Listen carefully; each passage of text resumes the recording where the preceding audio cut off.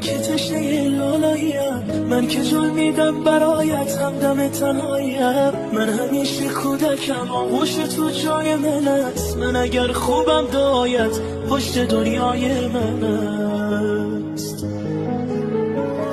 موسیقار دستان گربت میزنم شاه دلم با حضورت خانه روشن میشود ماه دلم هرچه میخواهد دلم پیش تو پیدا میشود این همه خوبی چجوری در دلت جا میشود مادر همه جان و تنم